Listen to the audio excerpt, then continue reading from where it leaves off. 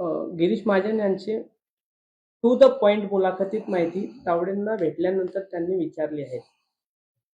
विनोद तावडे हे औपचारिकरित्या माझ्याकडे आले होते रक्षात यांच्या भेटीसाठी आणि त्यांनी त्या काळात माझ्या तब्येतीची विचारपूस केली. अन्य कुठलाही राजकीय विषय त्यांच्याशी चर्चेला झालेला नाही. तावडे साहेबांनी अनेक वर्ष एकत्र काम केलेलं आहे. वर्षानुवर्ष काम केलेलं असल्यामुळे शेवटी ती मैत्री काही आम्ही सोडलेली नाही आहे. राजकारण एका वेगळ्या बाजूला आणि वर्षानुवर्ष काम केल्यानंतरची जी मैत्री आहे ते एका बाजूला. मी अमित शहा साहेबांना भेटतो, मोदी साहेबांना भेटतो, मी गडकरी साहेबांना भेटतो, राजनाथ सिंगांना भेटतो. याचा अर्थ असा नाही आहे की मी भाजपमध्ये गेलो आहे. माझ्या पूर्वीच्यापासून एकत्र काम केल्यानंतर सहज कर्सविजिट म्हणून आम्ही एकमेकांना भेटत असतो आणि ते माझं त्या ठिकाणी आनंदाने स्वागतही करतात आणि दोन शब्द गोडे बोलतात.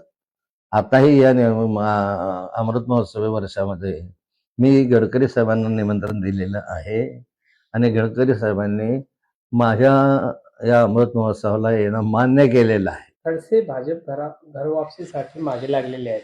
महाजन यांचा असा आपला सवाल केलेला आहे. काय सांगणार बाबा? मुळात मी हे स्पष्ट करू इच्छितो की मला भाजप प्रवेशामध्ये आता इंटरेस्ट राहिलेला नाही. मी शरद पवार साहेबांबरोबर आहे आणि शरद पवार साहेबांबरोबर राहील. भाजप प्रवेशासाठी माझे काही कार्यकर्ते इच्छुक आहेत हे मी मान्य करणार नाही आणि त्या कार्यकर्त्याची इच्छा आहे बऱ्याच जणांची की आपण आता भाजपकडे गेलो पाहिजे.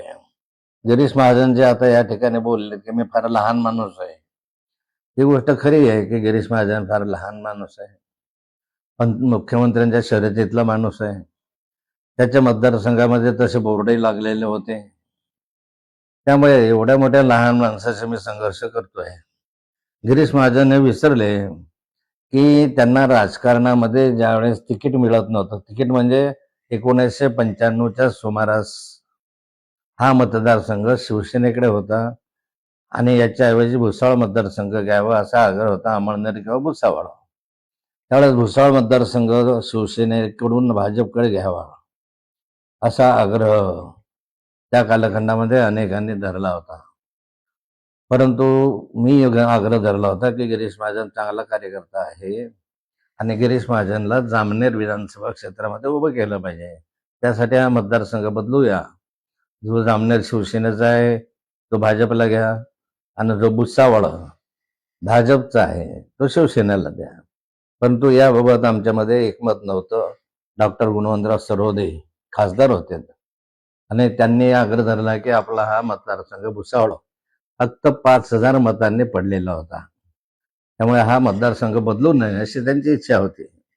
आणि प्रमोद महाजनांची इच्छा होती की हा मतदारसंघ जामनेर मतदारसंघ हा मराठा बहुल मतदारसंघ आहे. त्यावेळेस विनोद तावडे वगैरे सगळे आम्ही हजर होतो. मराठा बहुल मतदारसंघ आहे, या ठिकाणी येणं अवघड आहे. परंतु अशाही परिस्थितीमध्ये मी आग्रह धरला की या ठिकाणी आम्ही निवडून आणू, कार्यकर्त्यांचा उत्साह आहे आणि हा मतदारसंघ त्यामुळे बदलला आहे. गिरीश महाजन कदाचित विसरले असतील. त्यांच्या मतदारसंघामध्ये जोपर्यंत ते मंत्री झालेत तोपर्यंत त्यांना मी सातत्यानं सर्व बाबींनी सहकार्य केलं, सर्व तोशी सहकार्य केलं. माझ्या सभेशिवाय त्यांच्या मतदारसंघामधली निवडणुकीची संपत्ता होतच नव्हतं. प्रत्येक वेळी माझ्या सभा व्हायच्या, प्रवास व्हायचा, प्रचार व्हायचा. त्यामुळे गिरीश महाजनांनी हे लक्षात ठेवलं पाहिजे की नाथाभाऊन तुझ्या मोठ्या उदाहरणामध्ये नाथाभाऊंचं योगदान तुमच्या मोठ्या उदाहरणाने मोठं आहे. आम्ही जर उजिडात आणलं नसतं तर कदाचित नसते, कार्यकर्त्यांनी मेहनत घेतली नसते तर कदाचित नसतं. पण ठीक आहे, गिरीश महाजनला तसं वाटतं की लहान आहे, पण माननीय मुख्यमंत्र्यांचा आशीर्वाद गिरीश महाजनला आहे. मुख्यमंत्र्यांचा आशीर्वाद जर काढला तर गिरीश महाराज कशातच नसतील अशी स्थिती आज आहे आणि त्यामुळे फार गिरीश महाजनांचं लक्षात येण्यासारखं नाही आहे. एवढं निश्चित आहे की दिल्लीला मी गेलो होतो, त्यावेळेस मी गेलो म्हणजे मी स्वतःहून गेलो नव्हतो. माननीय अमित शहा यांनी मला फोन केला होता, मला त्यांनी दिल्लीला बोलवून घेतलं होतं. त्यावेळेस मला माहिती नव्हतं काय काम आहे आणि गेल्यानंतर त्यांनी मला सांगितलं होतं की भाजप जॉईन करू आणि नड्डाजीकडे पाठवलं. नड्डाजींनी काय जे त्या सगळ्यांना माहिती आहे. त्यानंतरच्या कालखंडामध्ये गिरीश महाजन म्हणतात मी विरोध केला नव्हता.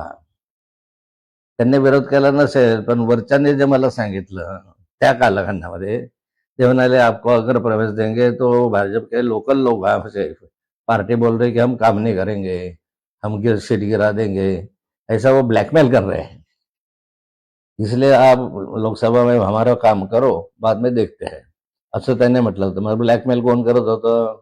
नाथाभाऊंना प्रवेश दिला तर आताही म्हणतात की नाथाभाऊंकडे जर देवेंद्र फडणवीस वाढदिवसाच्या दिवशी आले तर मी राजकारण सोडून देईल, हे वाक्य कोणाचे आहे? अशा अनेक गोष्टी आपण त्या खोलवर मी जात नाही. माझा 75वा वाढदिवस आहे, अमृत महोत्सवी वाढदिवस आहे, आणि त्यानिमित्त शरद पवार साहेब, उद्धवजी ठाकरे, शिंदे साहेब, या सर्वांनाच विनंती करणार आहे की तुम्ही यावं, जे येतील त्यांचं स्वागत करणार आहे.